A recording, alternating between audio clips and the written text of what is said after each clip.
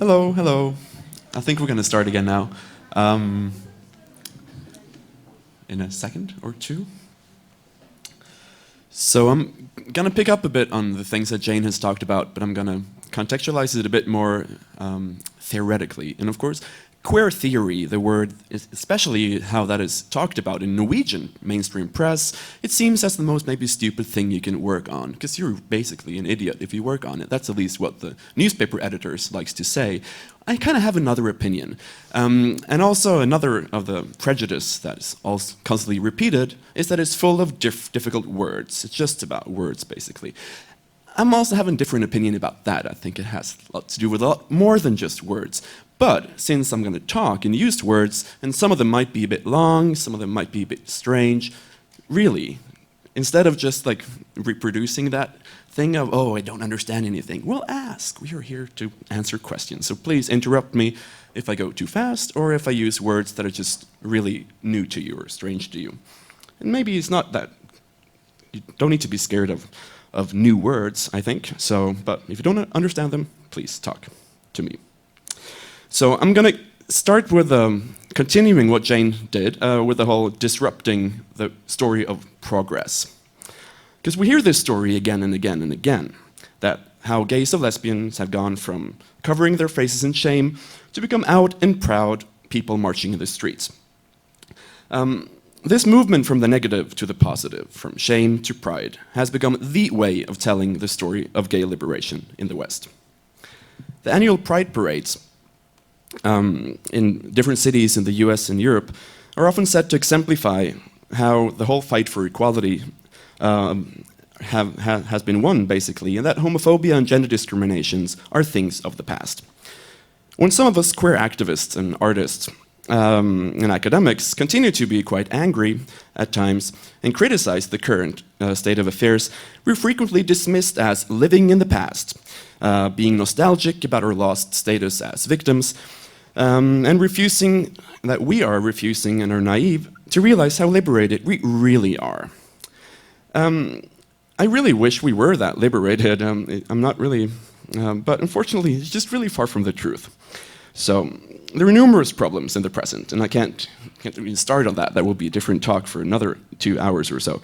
But for instance, you can say like a lot of just some gays and lesbians have the basic rights of citizenship. Trans people are continually in Norway and other countries being seen as mentally ill. They're pathologized, and there are a lot of different things about that. Capitalism kind of sucks, you know. And here's just a nice image from a demo we did in Copenhagen this summer, Queers Against Capitalism. You know, there are a lot of stuff that is going on that is not really okay. And the current debates about gay marriage, which have been talked a lot about in Norway after the victory this spring, the whole victory discussion around that has only been possible by breaking a lot of ties to all of those who are still outside, as Heather Love writes about it in the publication.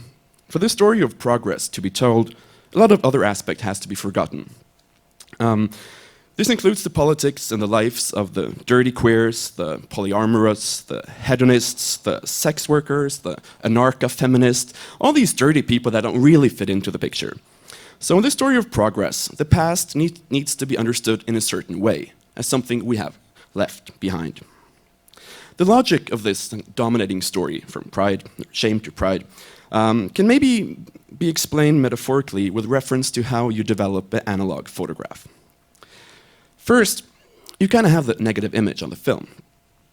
The negative image is what we know from this, that it was the way of living until the 60s, 70s. This is a dark time of shame, of self-hatred, of persecution. But after a phase of development driven by activists and others, in the 70s, some light started to go through this negative onto the light-sensitive present, and it marked itself on this beautiful positive image of the open and visibly happy gays and lesbians running down the streets. Come out, as the Gay Liberation Front talked about.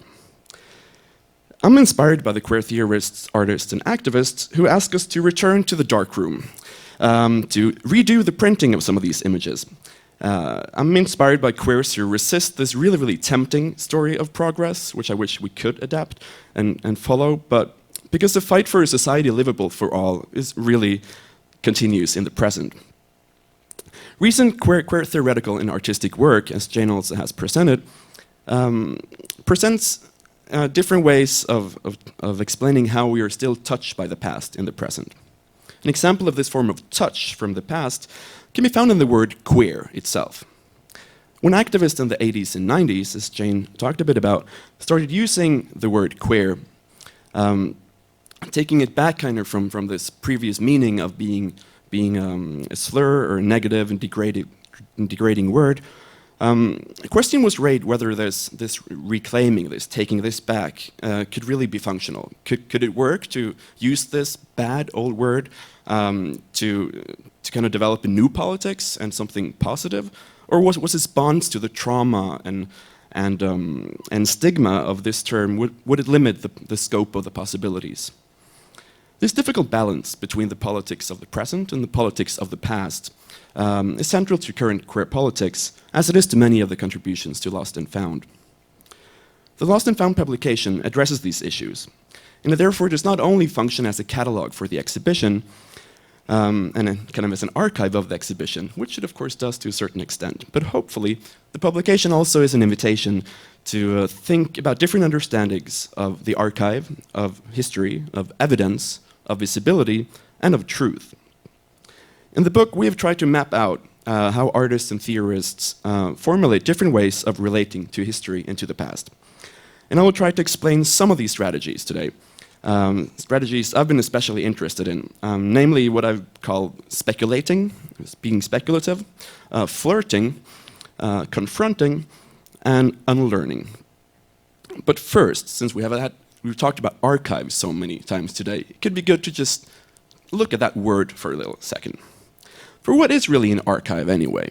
When you hear the word, a lot of people would think maybe of monumental buildings like National Archives in Washington, D.C., these big buildings, maybe a museum, maybe libraries, hallways of shelves, but also maybe perhaps a messy loft or a really trashed bedroom with a lot of stuff in it, or a computer or a memory stick or whatever. Archives comes in many forms and is used in many different ways, and especially recently in the academia, everybody loves the term archive, so it can be confusing to really understand, does it mean anything, or does it mean everything, or can everything be an archive? Of course it can, because you can use the words in many different ways. But when we talk about archives in the day-to-day basis, we usually mean storage units for individual or collective, for official or unofficial documents and materials. Places that function as a basis for our attempts, however partial or ineffective they might be, to reconstruct and represent the stories of the past. An important thing with archives that maybe is forgotten when in the day-to-day use is that it is really constructed and made through exclusions. In the process of selecting, of classifying stuff, or presentation, or presenting stuff for later analysis, is this process of exclusion, of sorting, that kind of makes an object archival. The archive can therefore be seen to be positioned in this kind of complex point between memory and forgetting, between order and chaos. The introduction of systems of orders and boundary into a chaotic material, as for instance the nice bedroom we have in front of us here, can be seen as a practice of meaning, of conscious racing, that when you look through all this material and we realize, okay, this is actually what's here, So it can be like a positive process, of course, to sort, to order. But the principle of order has a price, because the object's uniqueness in itself, its specificity, its individuality, is quite destroyed in this process of turning into a category. So the archive is dependent on a principle of identification and recognition, that you identify something as this, and you put it in that box and not that box. But this principle risks reducing the material quite a lot to become just that box, because it can't be there and there at the same time. So the process of archiving has often been described as an act of violence, where an object's admission into the archive represents a form of protective destruction. Protective destruction, how can you explain that better? In the 70s and 80s in New York, the New York Public Library created a photo archive, because they didn't have that before.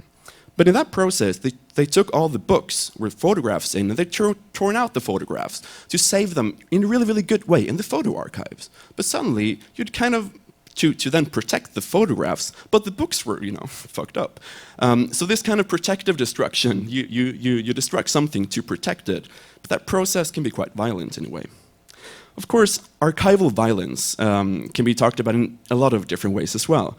And it's been written a lot about in relationship to totalitarian regimes. For instance, the archival methods of Stalinist Soviet or Nazi Germany, where the manipulation and destruction of archives and evidence have been an important strategies of control. An important historical context also for a lot of the artists and theorists which have been working with archives and the term archive in many ways recently. So question of archives then can be seen as questions of power. Here it's just kind of the dusty protective destruction archive. Archives and power are really, really close linked. And this is also one of the questions that has been raised when lesbian and gay and queer studies has been talking about archives. Because archive has been a major subject of debate in lesbian and gay studies, and in, later on in queer studies as well. And a common feature between these two traditions of lesbian and gay studies developing in the 70s and 80s and 90s, and queer studies kind of continuing that tradition but also doing something a bit differently, but something that is really both of these traditions of academic work agree on is a really mistrust in public archive institutions like libraries, museums, etc. There are many reasons for that. The early gay and lesbian scholars in the 70s, they found that histories and archives of gay and lesbian past was almost always destroyed. It didn't really exist any gay and lesbian archives that you could visit. And in the institutional archives, a lot of the material on lesbian and gay people and lives were destroyed or just not there. They saw how family members had destructed personal letters, how they withheld information because this was a subject that was touchy, that was difficult to talk about, or that they did not want to be kept for history writing. And a lot of gay and lesbian scholars also were denied access to institutional archives because this was subject that was not really serious or that was not really a proper thing to study. So there are endless stories of archives lost or destroyed due to historical or contemporary homophobia. And researchers on gender and sexuality has often met fierce resistance also in the universities as well, also in art history, for instance. The exclusion of material and sexuality from the institutional archives, these big buildings, has also been based on a question of morality, rooted in the fact that homosexuality and other perversions had been criminalized and or pathologized like you were sick until fairly recently in the West. In institutional archives, traces of homosexuality in the past has often just been found in a negative way, in the registers of the criminal and the sick. As a reaction to this heterosexist and patriarchal state institutional archives, these bad, big buildings, several grassroots-based, nice, sweet lesbian and gay archives were made in the 70s throughout North America and Europe. Not wanting their histories to be left in the hands of potentially homophobic history keepers, alternative institutions were set up to save the material and stories of lesbian and gay lives that other official archives weren't interested in. One of the most influential and long-standing of these alternative institutions is the Lesbian Her Story Archives in New York. Started by a collective of lesbians in 1974, for many years it was located in Joe and Nestle's apartment on Upper Manhattan, as you can see here in the pictures. But now it has grown to fill a 4-story house in Brooklyn. Here you can see some of the pictures from the archive as it functions today. The Her Story Archive is an example of how an alternative institution have had important social functions as well, not just as a place for researchers, positioning themselves in really stark opposition to the previous pictures of these dusty, terrible places. Of course, I love old archives as well, but anyway.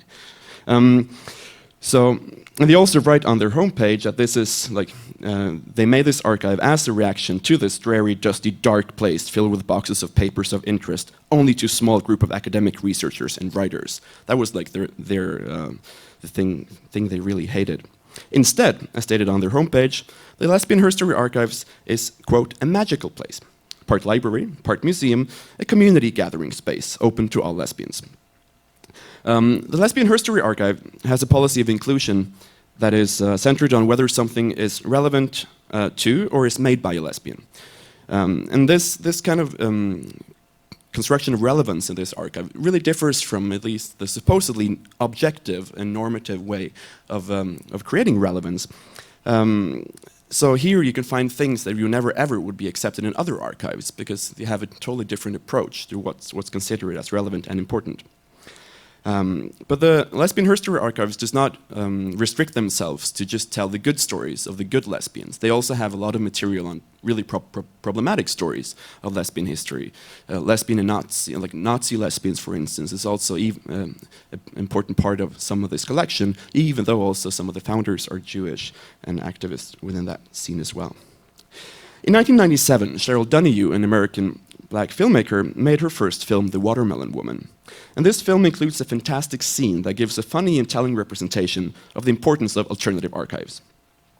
The film, just to give you a short, brief intro to that before I'm going to show a clip, centers on the video clerk, Cheryl, played by Cheryl Donoghue herself, who wants to become a filmmaker. Deciding that her first film project will be a documentary on the Watermelon Woman, a woman cast in the 1930s Hollywood movies that she's just seen in this movie that she rents from the video store she works in. The narrative of the film unfolds as a series of encounters in different archives. We followed Cheryl on her extensive, but not really successful, search for information about who the Watermelon Woman really is.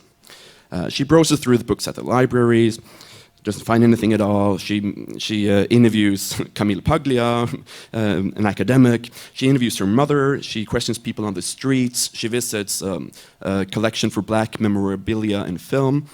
Nobody knows anything about the Watermelon Woman at all. She can't find any traces of her in any of the archives, oral or physical. But then her mother gets her in contact with one of the mother's old friends, the Stone Butch Shirley. The Stone Butch Shirley, she remembers the Watermelon Woman from the club scene of those days. So she sets her on the right track, that the Watermelon Woman's name is Faye Richards, or that's her real name, and that she was a Sapphic sister, like the Stone Butch Shirley herself. She was a lesbian, also as Cheryl is.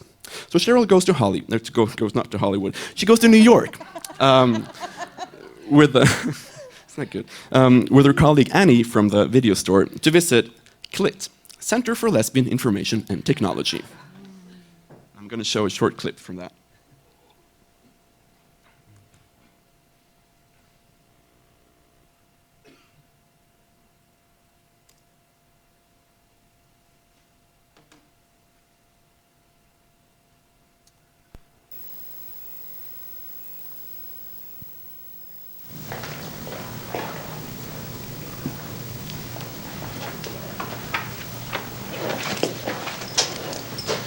Hey, sister, how you doing? You been to the archives before? Just Annie, leave the sister alone and come over here and work the camera. I think it's about time to get started. I think MJ's ready for us. Okay? All right.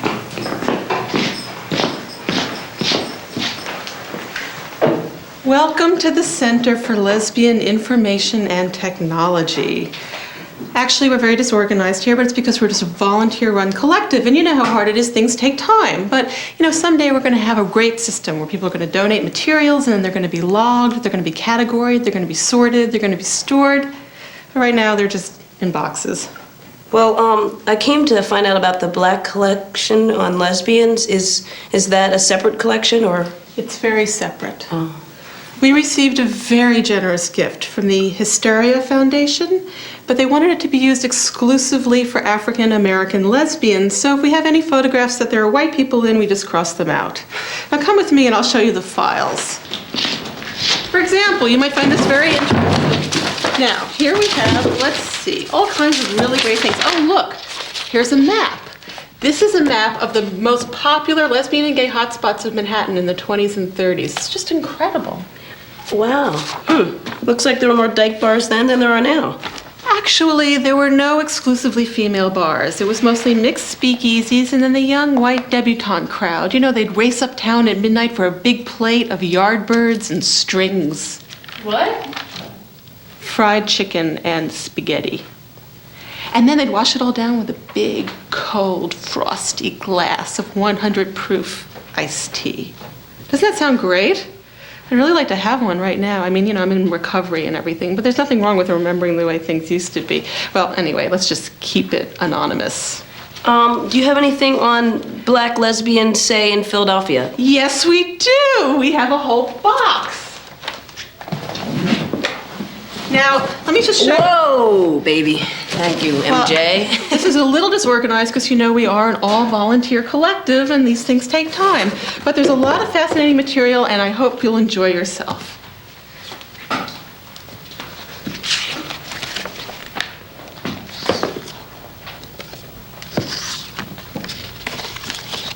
These are photos of the watermelon woman, Faye Richards.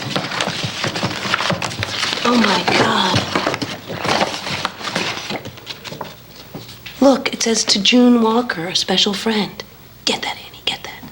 Excuse me, you do not have permission to photograph this. This is confidential. This is a safe space. Yes, I'm very sorry. But I'd like to find out how, can I find out who donated the stuff? I have to discuss it with the collective. We meet every other month. And if we come to consensus, I'll call you and let you know. Okay. In the meantime, respect your sisters. Yes, sisters. R.E.S. But this has to be documented, I'm sorry. Get it, Annie, get it all. This is great. I'm so glad we're here. Aren't you glad we came? I am so glad we came. Get it all. I told you this was confidential. Give me that.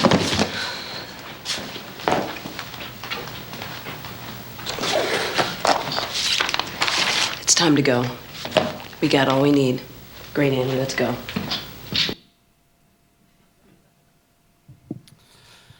Well, as you see in Cheryl Donohue's portrait of Clit, which is definitely a parody, or I think it is like a really warm-hearted kind of love parody towards the lesbian history archives. But it shows, of course, some of the difficulties of these community-based archives. The thing that they don't ever have enough money to hire people. People work for free as volunteers, which creates then their own quite like arbitrary and maybe sometimes strange systems of structure and or organizing, etc. But also, of course, shows the whole community thing of it. You know, she stands there with a kitchen, with a teacup inside of the boxes. In like nowhere in any library like that where you be able to have a teacup within these boxes, you know. So it also shows this kind of homey, nice community space. The flirting of that, the scene starts with, you know, she tries, "Hi, sister, you've been to the archives before." So, you know, you have all these different kind of erotic and also, but of course also knowledge, the material she finds as well. Anyway, so these alternative archives also focus on different kind of material than what other archives includes. For instance, buttons or clothes or a lot of other things, other materials, pamphlets, scenes, that is not documented other places. Although this is quite, you know, a parody, but I think it is important to remember that these separatist archives, this lesbian history archive is an example of, is really, really important. And it has to be seen in light of the representational imbalance of lesbian, gay, and bi trans history. Even within this field, as Jane pointed out in relation to the curation, some subjects are just more visible than others. As the curators of a landmark exhibition in 1994 in New York has written, middle-class gay white men have been and continue to be much more visible in the photographic and archival record, as they are in the media and in the streets, than lesbians, people of color, and working-class people. Well, such critiques of the equal representation in history and in archives tend to be dismissed or reduced to questions of political correctness. It is important to remember and be aware of the structural factors that are at work here. Also structural factors when we talk about invisibility. Because who has really access to archives and archiving? What kind of material is archived and considered worth saving? Who is the archive? How is the archive organized? And what does one look for when thinking and writing history? So I just really want to emphasize, I think these separatist archives is really, really important, and they've done a lot of important work. But then again, I'm going to try to also queer a bit this lesbian and gay archive history, because the politics of identity, as I've talked about, is central to archives. You need to have things put in different boxes. But queer theory has been established itself on a critique of identity categories, showing or asking questions about who is excluded and included in categories such as man, woman, gay, and lesbian, and where to place material that then crosses borders. The problem of mixing and crossing categories is, we saw that in the Watermelon Woman clip about the gay, black, and white women, where she tears off the white people in the pictures, where in the black collection, because you can't have a white woman in the black collection. So these difficulties of including material that is not easy to actually categorize is of course a problem. But another point of criticism of gay and lesbian archives has been on the issue of anachronism, of temporal displacement. Given that the term homosexuality is a fairly recent construction, dating back to the last 2 decades of the 19th century, and the meaning of categories like gay and lesbian are even younger, categorizing historically on the basis of such modern terms can be seen as quite problematic. Wouldn't it be a form of archival violence, for instance, to describe modern identities to describe historical people with these modern identities they did not know of. And of course, the fact that categories did not exist does not mean that homosexual acts did not happen, but how can we categorize something in history as gay when gay kind of came in the 60s as a category of being in living in a specific way? So the historical changes of the function and meaning of identity categories has also been raised in relation to the whole reclaiming of historical figures as lesbian and gay. In the process of changing the heteronormative erasure of difference in archives, activists and others have taken historical figures to their hearts and saying, Leonardo da Vinci and Michelangelo and Caravaggio and Oscar Wilde were gay men. We have a whole long history here. But this also raises the question, not only of anachronism, were these really gay, but also on inclusion, because several of these men are known to have had at least official relationships to women. What makes them gay and not bisexual, for instance, as some bi activists have claimed? And who decides this? So the battle over historical figures' identities is problematic, as it maintains the structure of inclusion and exclusion, the same structure that also has that produces minoritization in the first place. So since this search of mirrors for ourselves in history is really problematic and you can't really find it, maybe we could learn more by having some more partial or not tangential relationships to these experiences and lives of the past. So difficulties of categorization goes to the heart of politics of archiving. And in this way, the queer critique of identities really disturbed the logic of the archive. So a queer archive can in many ways be said to be a contradiction in terms. Because if we understand identity to be the basis of how an archive is constructed, and queer theory totally questions the whole thing about having one identity, what can really a queer archive look like? But of course, even though queer perspective criticizes these essential identities, that does not mean that question of identification and recognition are meaningful. To live a life without being recognized as anything is almost impossible, and is also unlivable for the person. So the queer archival practices in Lost and Found stand at this conflict between interrogating the terms that the archive is structured by and the lives is categorized by, but also trying to question and ask and open up for other possibilities, modes of archiving, and also other relations and practices of archiving. Several queer theorists have focused also not just on the queer archive, but also on queering the way we think and talk about archives, and the forms and temporality of archives. And the question a lot of theorists have raised is, how can you document lived experiences? How can you document these performative and flighty and ephemeral feelings? This is something that the cultural theorist Anne Cvetkovic has written about in a really influential book, An Archive of Feelings, and Anne Cvetkovic has also written in our publication. She asks in An Archive of Feelings, or she argues that lesbian and gay history demands a radical archive of emotion in order to document intimacy, sexuality, love, and activism, all areas of experience that are difficult to chronicle through the materials of a traditional archive. But how to document feelings? She asks.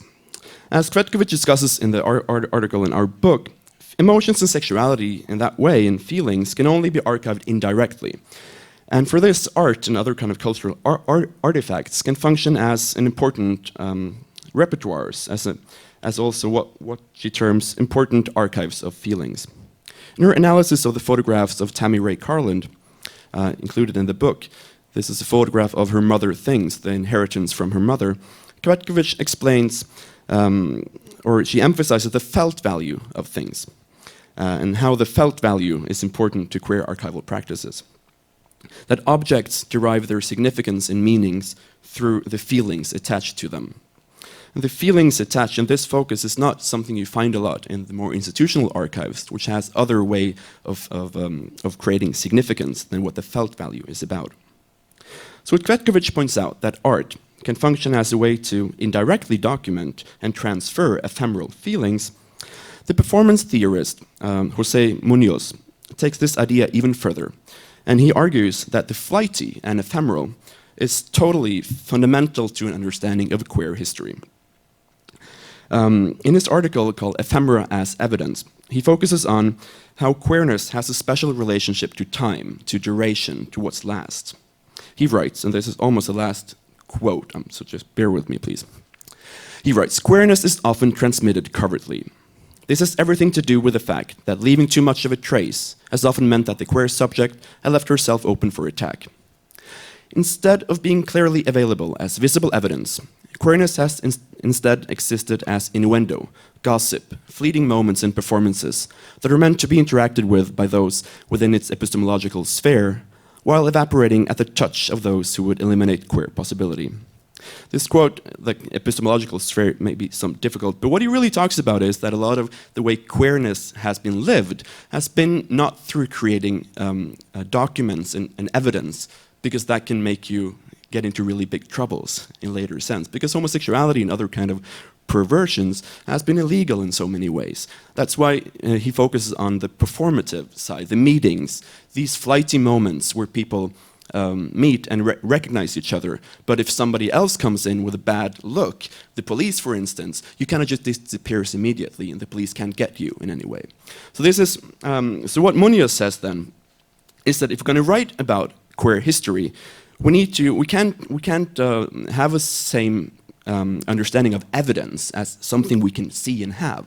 So he introduces a term provocatively called invisible evidence, and he shows the necessity rethinking this evidence logic when writing history. So what Muñoz does is that he kind of asks us to think differently about what an archive can be, and also to rethink what archival matter in objects can be about. And he argues for focusing on the small traces, the glimmers, the residues, the specks of things. And his argument for the importance of the invisible evidence might sound really speculative to some, but the speculative is taken serious here. It's actually an important strategy for evaluating the uncertainty of historical interpretations. So, queer art theory, in other words, has pointed out that being uncertain about evidence can be quite a productive thing, and not maybe something we should be scared of being. The art historian David Deitcher talks about something similar when he writes about these anonymous photographs of men, affectionate men from between 1840 and 1916. Deitcher has found these in flea markets and stuff, and he does not have a clue who these persons are, and he cannot neither know if they ever had a sexual relationship at all. So he has no evidence that can prove this. But there are neither evidence of the opposite. So, traditionally, you will always say that everybody is heterosexual until the opposite is proven.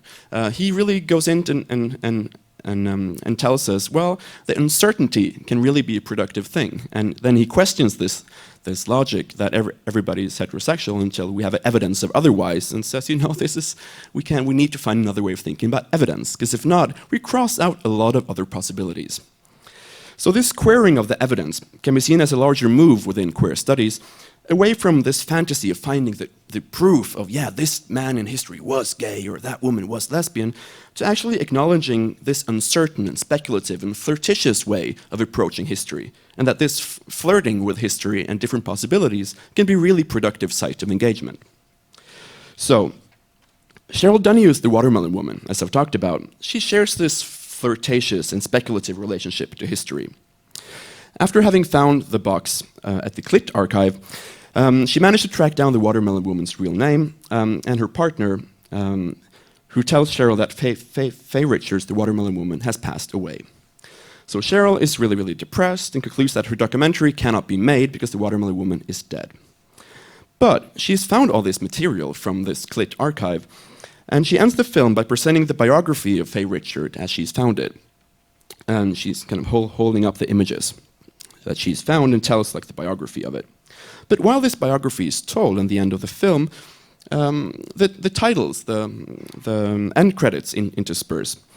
And suddenly we learn that the photos of the Watermelon Woman has been made by the artist Zoe Leonard, which can be a bit confusing to a certain extent, but she continues to show the images, tell the story. But then the film ends with this quote: "Sometimes you have to create your own history. The Watermelon Woman is fiction." This statement was included by Danew because several of the audiences from the first screenings did not understand that this was not a real person, that Faye Richards did not exist.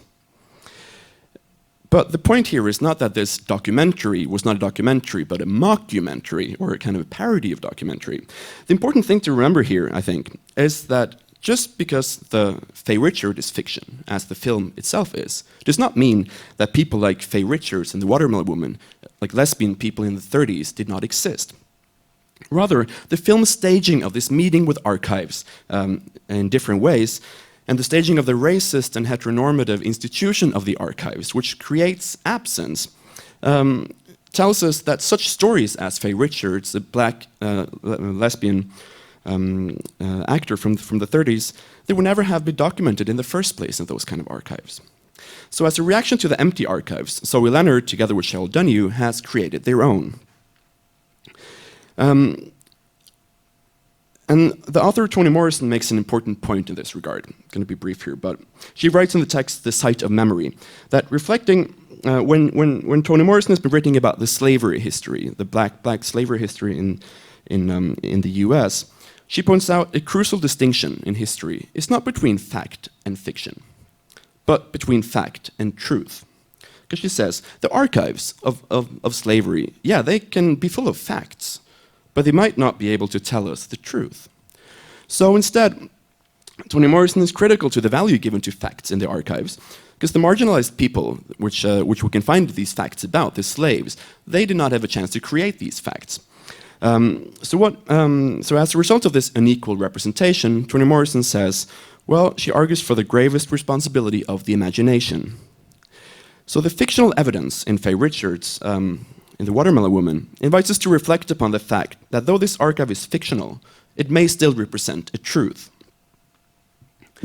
The Watermelon Woman, like many other works in Lost and Found, represents this kind of historical impulse to make connection across time.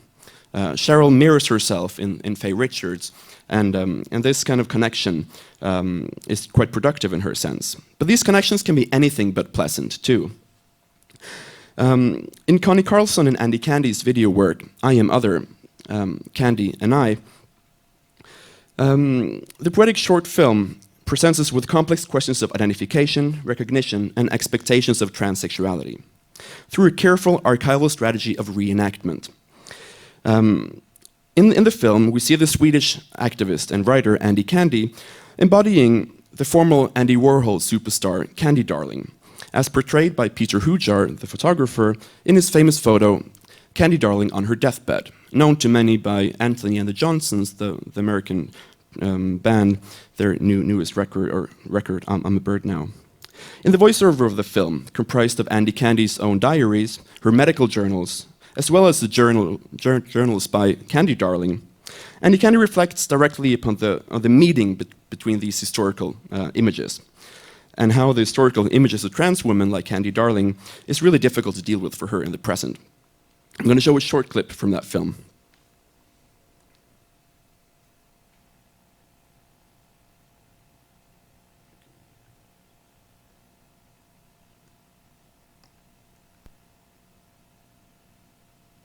Under flera års tid har jag funderat hur en skapar sig en identitet som varken kvinna eller man. Kanske främst för att min biologiska manskropp ofta passerar som en kvinnokropp. Men precis som ordet trans, i vars olika former jag oftast beskrivs med, indikerar, så är det att en rör sig i en riktning, eller för att härleda ordets exakta betydelse, gå över.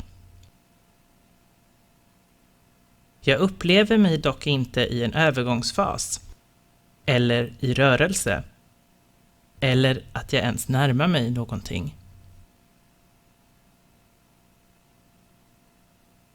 Däremot så upplever jag ofta att de förväntningar som läggs på min kropp är sådana jag inte kan leva upp till.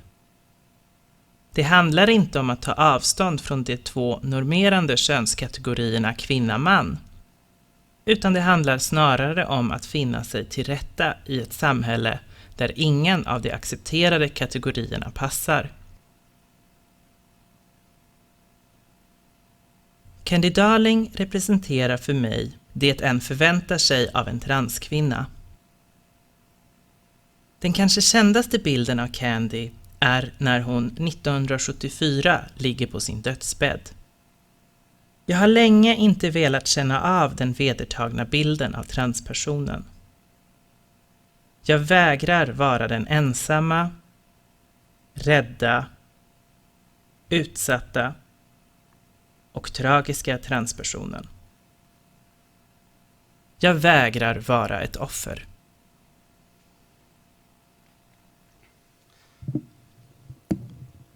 This act of taking the name Andy Candy and re-embodying Candy Darling on her deathbed can certainly be read as an act of identification, creating this kind of partial connection to Candy Darling across time. But the critical focus on the stereotypical scripts that this story represents, the script of the tragic trans woman, highlights this ambivalence with this connection across time, in connection with the past. So while on the one way, paying heed and giving credit to the legacy of trans women like Candy Darling, Andy Candy does not want to stay put in this community of violence that these images represent and that this history is really entangled in. So claiming that the only way of dismantling this image of the trans woman as a tragic figure is first to recognize that it exists, as Andy Candy says in the video shows how her confrontation with the material of the archive can be a strategy of resistance. So after Andy Candy, towards the end of the film, points out that there is nothing liberating about being an object, she leaves the prescribed deathbed, and she walks out of the archive and out of the image. In I Am Other, Candy in Me, this film also has to do about learning gender, or learning to do it in different ways, or the learning that is there that we have to adapt in connection to. And the film problematizes this narrative of gender transition, this going from one thing to the other. And Andy Candy says, I'm not interested in going from one thing to the other. That's not what I'm doing. But I'm doing something else, but that can't be recognized within these frames of understanding we have. The question of learning how to do your gender arises in a somewhat different way. And in the last work I'm going to talk about here, by the American artist Kimberly Austin, in her adult science alphabet blocks, in the installation Learning Normalcy from 1997. The blocks spell out the alphabet with images of objects and text from old manuals on health, childhood development, hygiene, sex, and marriage. On the text on the block A, for instance, one on the bottom here, You can't see it that well, so I made it bigger. A for apple, airplane, arteries, and alligator. It says, adolescents need outlets for the sexual tension building up with them. If no normal and natural association with the opposite sex are developed, really abnormal behavior may develop. These scripts of proper behavior have been written to parents and adults to help them grow to help them raise the child so they grow up in a correct and normal way. But in learning normalcy, these instructions are removed from their context of these books and placed on these really quite disturbing, oversized alphabet blocks invited to be played with. But engaged in this installation, then, we're encouraged to re-enter or enter a process of learning. But what is there to learn? Of course, in a time that we live in now, where public debates on child rearing seems to become really, really more stereotypical again, where pink and blue is like everywhere, and a lot of the stereotypical notions of a real masculine and real feminine boy and girl are talked a lot about. Her engagement with these traditional texts seems anything but outdated, unfortunately. But as the blocks and the works are directed toward adults and not kids, we also point our attention to the fact that we never really finished this process of learning how to do our gender and sexuality. Gender is an activity we continually perform, whether we really know it or not. But the terms and ways of understanding gender is not something we can remake on our own, as they're connected to the realm of the social, to language, to the way we read bodies, to relations, how we are perceived by others. We always act in concert, as Judith Butler really well put it. So queering of how we do gender is not about that you can just go in the closet and dress up. Because maybe if people in here would choose to read me as something else than a man or whatever, when I go out on the street in a dress, people would not see me that way. So thinking that we're acting in concert in that way. So the whole stereotypical notion of queerness as this, yeah, we can just choose whatever we want. Well, that's in utopia. We're not there yet. We still live in a society where all these frames is imposed on us, and so we're not there yet. So, but if normalcy can be learned in a certain way, can it then be unlearned? The importance of unlearning as a concept have been really strongly raised in critical race theory and post-colonial studies, in the process of breaking down the deep-rooted assumptions about race and gender and sexuality. In her critique of racial and gendered privileges, Gayatri Spivak, a post-colonial theorist, raises the questions of learning and unlearning, focusing on what she terms the loss at heart of being the privilege. This is explained by two critics. Our privilege, whatever they may be in terms of race, class, nationality, gender, and the like, may have prevented us from gaining a certain kind of other knowledge.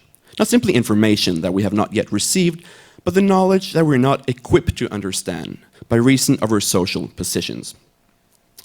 What these two critics are talking about in relation to Spivak is that the privileges of being read as a white man, a heterosexual couple or whatever, that can also be a position of loss of other possibilities. That kind of privilege that can function in many ways can also exclude the other kind of knowledges, other kind of experiences that position just are not able to perceive. And learning our privileges then can mean to fight the passion of ignorance that's at the heart of normalcy. And learning can summon us to question our position, our knowledge, the production of our knowledge, and the relationships to others. Touching the building blocks in Kimberly Austin's piece, Learning Normalcy, can inspire us to question the histories and concepts we live with and live by, in fueling our desire to unlearn normalcy. Working critically back through one's history, through one's prejudices, to what we have learned, and question these kind of instinctual responses that we can feel. Through this difficult process, we can maybe strive to gain knowledges that have been closed off from our perspectives, from our social positions, from the way we are read. And maybe we can try to inhabit other perspectives that we have lost through being privileged. Just totally to end here now, the queer archival practices in Lost and Found do not only invite us to rethink the form and structure of the archives, they also challenge the production of value and relevance in history. The artists and theorists in Lost and Found set up unpredictable encounters with history. Encounters that are flirtatious, that are sexy, but also that are painful, that are funny, but also disturbing. And they also draw our attention to how we are touched by the past, whether we want to be or not. In this way, Lost and Found stand side by side with other queer political projects that encourage us to develop alternative histories, alternatives to the dominating story of progression. They invite us to re-enter into the darkroom of history making, to develop other stories, to feel and think differently.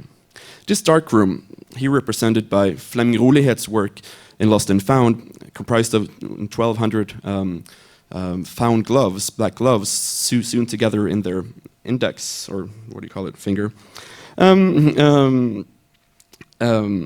This darkroom is capable, I think, this historical darkroom of producing different stories, can develop other positive images, but not those images that is so useful for the people in power.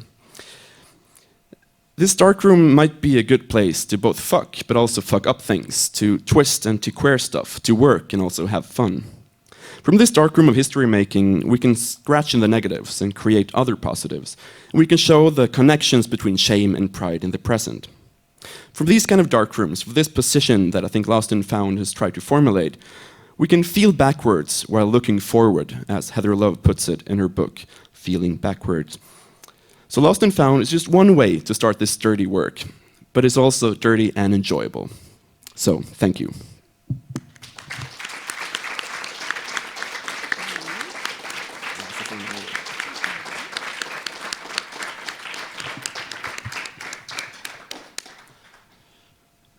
Now to questions. I hope you have some questions, stuff you did not understand or want to, or provoked by, or thought were weird, or please. Yeah. Hi, thank you for your very good presentations and talks. I have a rather specific question, maybe a bit coming from my need to know something professionally, I guess. You were talking about something you called community archives, or I think you also said separatist archives. And I was wondering specifically if there exists some of these archives in Norway. Maybe actually some other people can talk about Norway specifically. I know a bit more about Denmark because that's where I'm researching at the moment. For instance, in Copenhagen, you have the Women's House, a house that was occupied in 1974, I think. The Women's House has an archive and a library. Unfortunately, I cannot enter that house because I'm read as a biological male, so I don't know what's in that archive. But there exist, for instance, the women's archives. But there are also the LBL, Landsforeningen for Bøsser og Lesbiske, the Association for Gays and Lesbians, now 3 weeks ago also gay, lesbian, bi and trans people. Finally. They have also a small library and picture archives, but it's also run by people on their own private time and by private means. So it has been quite vivid in the 80s and 90s, but since 1996, where the institution had to move, the archives has always been like when they were going to get new offices, the people in charge didn't think that was really important at all. So now a lot is just down in boxes, stuff is lost, and what's left is really it's quite sad. There is like one shelf of photographs, but they were on. A lot of it is lost because it's just been opened. People have taken stuff and not put it back, because nobody really takes care of it anymore. So yeah, there are different kind of institutions, and I'm sure that the Kim Friele, the Norwegian activist, she has an archive. I know that she's collected through the years, but I guess it's in her private property, or I don't know if she donated it to the. Yeah, but so. And also, I guess the Association for Lesbian and Gay People in Norway has an archive of their own themselves. But I'm not too familiar with the Norwegian. But yeah, there does exist.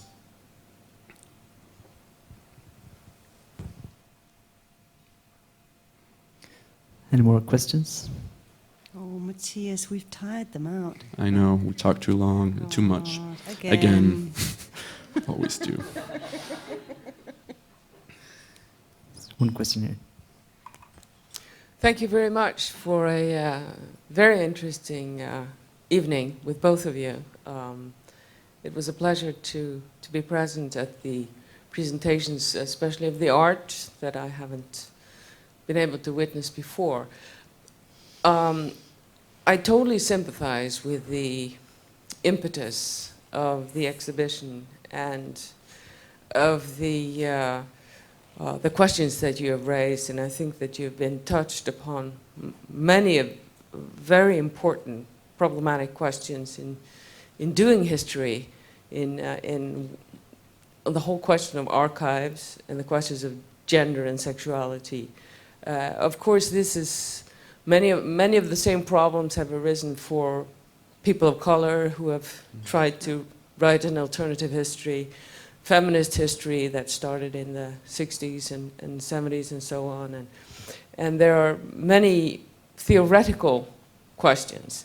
I just have two, just to make things a little more difficult. Not that I don't agree and that I haven't been enlightened by your exhibition, but it is the question of archives in the day and age of technology. Given the massive amount of material and that present history is confronted with through the medium of the mass media and internet, isn't there a problem that will affect queer archives or queering the archives just as much as anybody trying to make an archives of their lives or whatever, to make even an historical event today by the mere massiveness of the possibility of archiving? Given 100 or 50 years ago, a family had a family album. Today we have 5 computers in the house with different storages of, how to select what is important. Isn't there a problem of implosion in our time today? The second is the question of truth. You quoted Toni Morrison, and of course she's right to a certain extent. But isn't part of the provocation of queering the archives an act of subversive reading? And where is the status of truth in that reading? Thank you. I think if I start with taking the first one, obviously the sheer plethora of material we have today is not something that's unique to a queer archive at all. I think we were recently at a conference, the two of us, where somebody mentioned that the Shoah film project, where survivors of the Holocaust had been interviewed, if somebody was actually to sit down and watch those interviews back to back, it would take 40 years of their life. So we're all subject to this. How to actually navigate, negotiate an archive, I think, is a universal problem. It's not one that's only restricted to queering or querying an archive. And maybe you'll take the second. Yeah, I can maybe just add a bit to that. Of course, the internet has created a lot of new ways of approaching material, and has created a lot of new possibilities to get other forms of connections that was not maybe possible before. But what's important to remember, though, about the internet is also the fact that things disappear really, really quickly. We have this notion of maybe the internet is this place where just everything is stored, but it really isn't. For instance, just a small example. Now we talk a lot about scanning in the paper archives. All libraries and everything is manically working on to Google scan all books in the world, and libraries scan all images so we can see them, which is a great thing in many, many ways. But in this frenzy of scanning the physical material, for instance, a lot at least, of the digital art being made on computers under internet's early years has been lost. Nobody really cared to document that and to take care of that. So while you have this frenzy about documenting the old stuff, a lot of the contemporary and like the last 15 years of internet work, network art has disappeared because nobody has cared about it. So because everybody thought that, well, it's just online, it's on the internet, and we can just save that, but it's really, really difficult. So definitely, there are some major problems about implosion of meaning, of way too much material, and navigating between that is, of course, one of the challenges of our time in many ways. So definitely, I totally agree with the internet as an important point of discussion of archives and queer as well. Relating to truth, the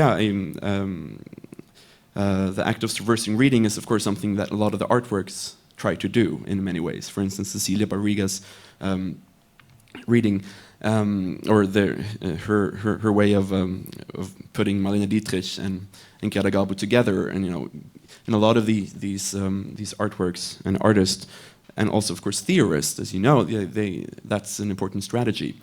And of course, there's also the question of of the understanding of truth and the construction of truth. And I think a lot of queer work, as well as, of course, the history of other feminist work, has questioned this. And I think the provocation that Toni Morrison and also, I think, Cheryl Dunyu does, I don't have a clear answer to it, but I think it is a provocative way of thinking that can ask or can create other kind of subversive readings. That's not really a good answer to your question, I know, but I think it is a really important point you're making. I think truth is a very, very difficult concept to deal with in this, and I think that's also one of the reasons why, as well as loving our lost and found office, we've called the exhibition Querying, not Queering the Archive, that it remains a series of questions. And like I said, that querying, questioning is not about finding or creating, the right archive or the right interpretation. It's about exposing the malleability of the past to the questions or queries we have today.